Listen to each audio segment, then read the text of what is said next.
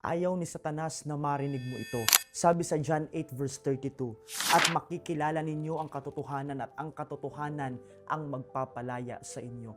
Minsan ang pinakamalaking laban ay hindi tungkol sa pera, problema o tao. Ang tunay na laban ay para sa isip at puso.